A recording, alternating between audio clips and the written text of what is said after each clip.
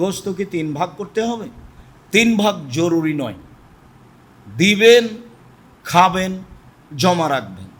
দিবেন আপনার মতো, জমা রাখবেন আপনার মতো, খাবেন আপনার মতো। সব জায়গাতে বিবেক চলে, এখানে চলে না? সব জায়গায় তো ভালোই বিবেক চলে, এখানে চলে না কেন? সেভাবে দিবেন।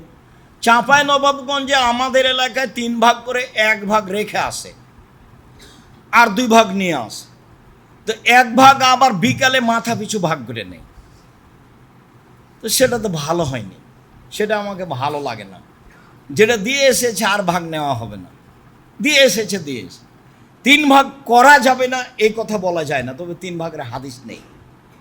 3 ভাগ করতে হবে এই হাদিস নেই। হয়তো বা বিদ্বানগণ মনে করেছেন বোখারি মুসলিমের এই হাদিসের কারণে খাও, দাও, জমা রাখো, এই যে কুলু অতেমু অদ্দাখেরু, হাদিস তো বোখারি মুসলিম। তখন মানুষ বুঝেছে যে খেতে হবে, জমা করতে হবে, দিতে হবে। দিতে হবে বলতে চাঁপাইনবাবগঞ্জের লোক বুঝেছে যে এই গোস্ত মেয়ের শ্বশুরবাড়ি দিতে হবে, ছেলের শ্বশুরবাড়ি দিতে হবে, আত্মীয়তা বজায় রাখতে হবে। তো কুরবানির গোস্ত দিয়ে আত্মীয়তা বজায় রাখতে হবে, সেই কেন বুঝলো, আপনি কেন বুঝলেন? কুরবানির গোস্ত আত্মীয় তো ধনী মানুষ, সে এখানে পাঠাতে হবে কেন? অন্যদিন পাঠানো যায় না, মানে প্রথাই ভুল। চাঁপাইনবাবগঞ্জের বিবাহের শুরু থেকে না শেষ পর্যন্ত এমন একটা কাজ নাই যেটা জায়েজ, সবই হারাম। আমার জানা অনুপাতে একটা জায়েজ নয়। চট্টগ্রাম আরো দূরে আছে, বিবাহের নিয়ম কানুনই তারা শিখেনি কোনোদিন। বাকিগুলোর খবর আমার জানা নাই, তবে উকিল বাপ হারাম, এটা আপনি মনে রাখবেন। হারাম, উকিল বাপ হারাম। উকিল বাপ আবার কিসের? বাপকে মেরে ফেলে উকিল বাপ করতে হবে। উকিল বাপ কেন এখানে? এক এক দেশে এক এক রকম, প্রথাই ভিন্ন। সম্মানিত দিনী ভাই বোন, কুরবানির গোস্ত দিয়ে আত্মীয়তা বজায় রাখতে হবে এই প্রথা ঠিক নয়। দেওয়া না যায় যে কথা আমি বলছি না, কিন্তু প্রথা না যায় যে কথা বলছি। আত্মীয় স্বজনকে দিতে হবে এরকম কথা আল্লাহ রসুল বলেননি। নিজে খাও, জমা রাখো, দুস্থ গরিবকে দাও, তো আত্মীয় স্বজন কোথায় আসলো? আমরা বুঝেছি 1 ভাগ খাও, 1 ভাগ ফকির মিসকিনকে দাও, আর 1 ভাগ আত্মীয় স্বজনকে দাও, তাই 3 ভাগ। কুরবানির গোস্ত আত্মীয় স্বজনকে ওই তো 3-4টা দিয়েছে, অন্য কিছু দিয়ে হাদিয়ে দিয়ে সম্মান বজায় রাখার চেষ্টা করেন। ব্যবহার দিতে হবে, আমাটা দিতে হবে, জামাইকে খাটখাটলা চৌকি বাক্স আলমারি বড় সাজিয়ে দিতে হবে। জামাই কি ফকিরের ছেলে নাকি ভিক্ষা করে খাই? এই ছেলে, তোমার বাপ ভিক্ষা করে খাই? হ্যাঁ, তুমি শ্বশুরের কাছে নিয়েছো কোনো কিছু, আগামীকাল সন্ধ্যা হতে যা কিছু নিচে সব ফেরত দিবা। মোটর সাইকেল তোমার শ্বশুর তোমাকে দিয়েছে কেন? না, আমার শ্বশুর সাধ করে দিয়েছে। তোমার শ্বশুর ফকিরকে একটু সাধ করে দিতে পারে না সাইকেলটা? হ্যাঁ, তোমার ভিতরে এত দুর্বল গতি কেন? আবু হুরায়রা রাদিয়াল্লাহু তাআলা আনহু বলেন, রাসূল সাল্লাল্লাহু আলাইহি সাল্লাম বলেছেন, মান কানা লাহু সাওলা মিযাহি ফালা ইয়াকরাবান্না মুসাল্লানা। কারো যদি টাকা পয়সা থাকে, সে যদি কুরবানি না করে, তাহলে সে যেন আমার ঈদগাহের মাঠে না আসে। এর অর্থ এই নয় যে কুরবানি ফরজ। কুরবানি একটি সুন্নাতে মুআক্কাদা, গুরুত্বপূর্ণ সুন্নাত। করা ভালো, না করলে গুনাহগার হবে মানুষ, সে কথা নয়। আবু বকর সিদ্দিক রাদিয়াল্লাহু তাআলা, ওমর রাদিয়াল্লাহু তাআলা মাঝে মধ্যে করতেন না, মানুষ যেন ফরজ মনে না করে। আল্লাহকে সন্তুষ্ট করার একটি বড় মাধ্যম কুরবানি। আনাস রাদিয়াল্লাহু তাআলা আনহু বলেন, জাহা রাসূলুল্লাহ সাল্লাল্লাহু আলাইহি ওয়াসাল্লাম কাবশাইনে আমলাহাইনে আকরানাইনে। আমি রাসূল সাল্লাল্লাহু আলাইহি সাল্লামকে দেখলাম, তিনি 2টি ভেড়া জবে করলেন। তা ছিল সাদা কালো, তা ছিল সিংওয়ালা। তিনি নিজে হাতে জবে করলেন। তিনি তার চোয়ালের উপরে পা চাপিয়ে দিলেন, তারপরে বললেন বিসমিল্লাহ আল্লাহু আকবার। এইভাবে তিনি কুরবানি করলেন। আবু হুরায়রা রাদিয়াল্লাহু তাআলা আনহু বলেন, কানা নবী সাল্লাল্লাহু আলাইহি সাল্লাম ইজা আরাদা ইজাহিয়া।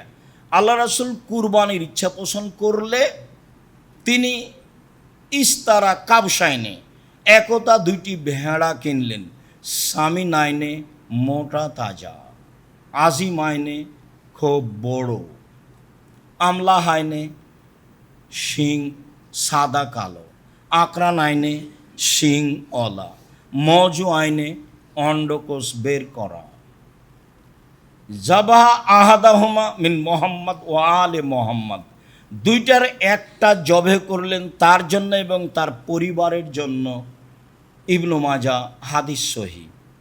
পরিবারের পক্ষ থেকে অন্তত একটি কুরবানি করতে হবে মর্মে যখন হাদিস পেশ করব কিছুক্ষণ পরে, তখন এই হাদিস আবারও আসবে। সম্মানিত দিনী ভাই বোন, কুরবানি।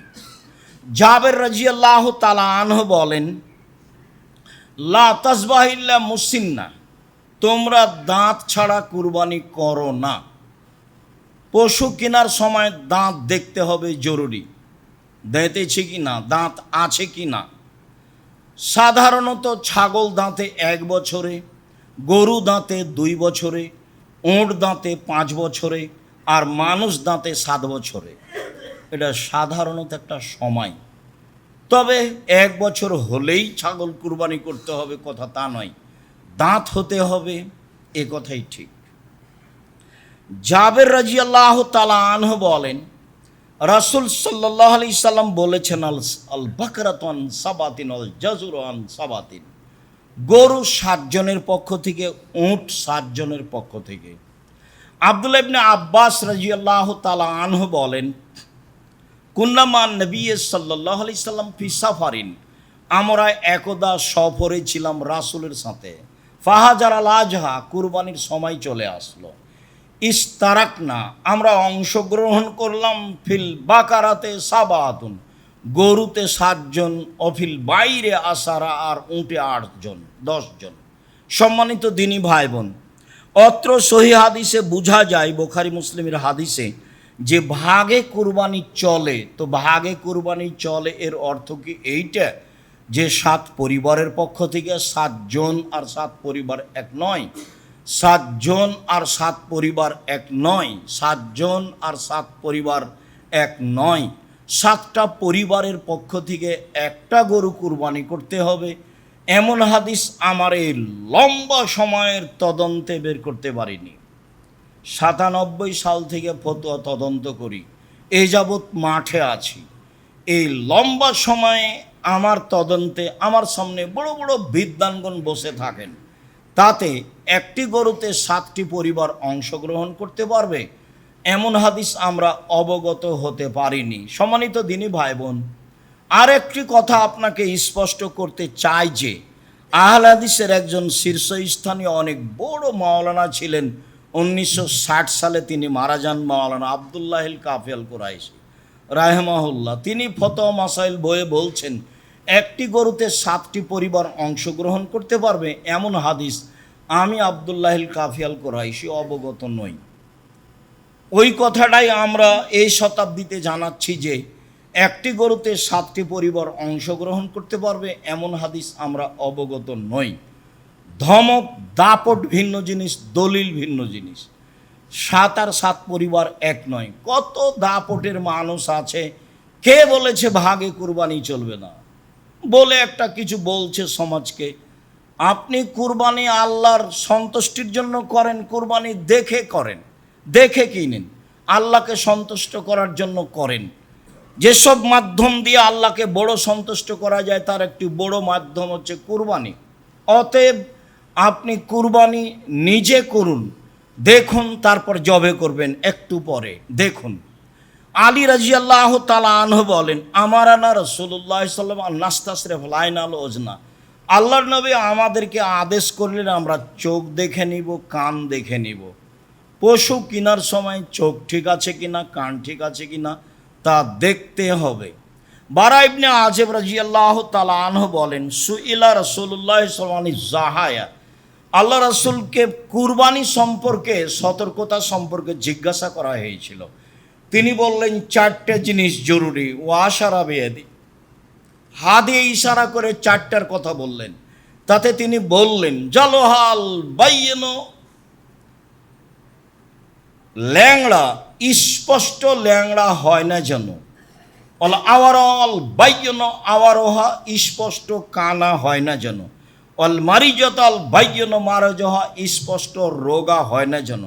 অল আজফলা তানকা, আর গায়ে গোস্ত নেই এমন হয় না যেন। এক, স্পষ্ট ল্যাংড়া হয় না যেন। 2 স্পষ্ট কানা হয় না যেন, 3 স্পষ্ট রোগা হয় না যেন, 4 গায়ে গোস্ত থাকে যেন, 5 কান ঠিক থাকে যেন, 6 আপনার চোখ ঠিক থাকে যেন। এগুলো দেখে কিনতে হবে, একাধিক সহিহ হাদিস যা প্রমাণ করে। কিনে নিয়ে আসার পরে নিখুঁত কিনে নিয়ে এসেছেন, তারপরে ত্রুটি ঘটেছে, সমস্যা নেই। কিনেই নিয়ে এসেছেন খুঁতপূর্ণ, আবার বিক্রি করতে হবে, আবার বিক্রি করে ভালো কিনতে হবে, মোটা তাজা কিনতে হবে, গায়ে গোস্ত আছে দেখে কিনতে হবে, দাঁত দেখে কিনতে হবে, চোখ দেখে কিনতে হবে, ভালো লেজ আছে, পা ঠিক আছে, সব ঠিকঠাক মোটা তাজা দেখে কিনতে হবে। আল্লাহকে সন্তুষ্ট করার জন্য কুরবানি করতে হবে।